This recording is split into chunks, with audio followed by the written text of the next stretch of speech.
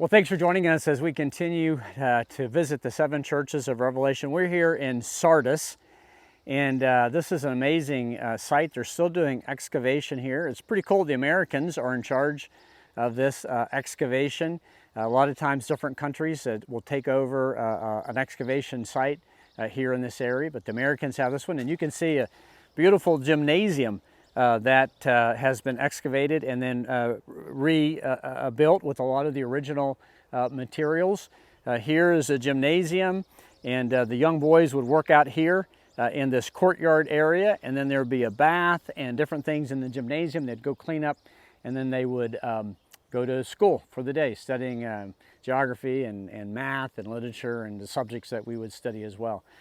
To the other side over here, to my right, is an old synagogue. There was a huge Jewish population in this area, and they were monotheistic. There were other in Sardis under the Roman Empire. Of course, it was polytheistic, but the Jews hated the Christians just as much as some of the pagans did, and so Christians were persecuted here both ways. Sardis was a city known for dropping their guard. In their history, there had been 2 times when they were standing strong, but an enemy had come in. The Persians at one time had come, the Greeks another time. They had come in, and they had seen that there was a weakness in the city, and Sardis, who had a lot of defenses in this area, dropped their guard. There's one story about a Roman soldier who had dropped his helmet, and he wanted to go get his helmet, and so he went down through this passageway to get his helmet, and the enemy, Cyrus, saw the weakness of the fort of the Acropolis, and he went up and seized the city.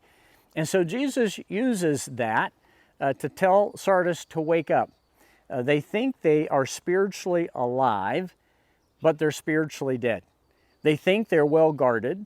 They think everything's good, but they are spiritually dead. They're not following Jesus. Jesus tells the Sardis church in chapter 3, verses 1 through 6 of Revelation, that there's still a few who are walking with him, and they're going to keep walking with him.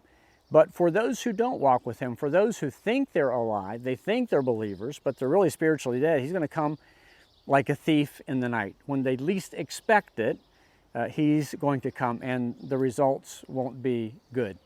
For those who think they're believers, we love assurance of salvation, right? What a great foundational truth. But the sad part is when those who are not believers but think they are spiritually dead. They think they're spiritually alive. That's the story of the church in Sardis. That's the story of many believers today. Sardis was very wealthy. They had the coinage was invented here, first printed. So the coins that we have first started here in Sardis back in the like 300, 400, 500 BC. And so you had a lot of wealth. You had a lot of security around the city. Again, a very fortified city. But when you drop your guard, you are always in danger. Jesus also said that for those who remain with him in Sardis, he says, I will never blot out your name from the book of life. I'm going to be with you.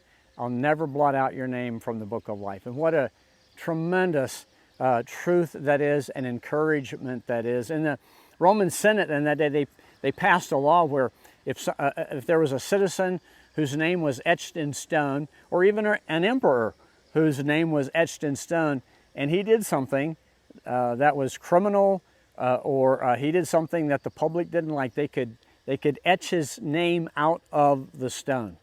The Romans had a name for that. Well, Jesus said, I'll never do that to you. I will never blot your name out of the book of life. I will never erase your name from the book of life.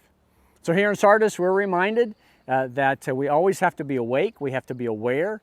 We have to be spiritually conscious. We have to know where we are with Christ. And we first have to know we've trusted in Christ. And then we want to live all our days as one who really follow hard after him. So thanks for joining us here from Sardis. We'll see you on our next stop.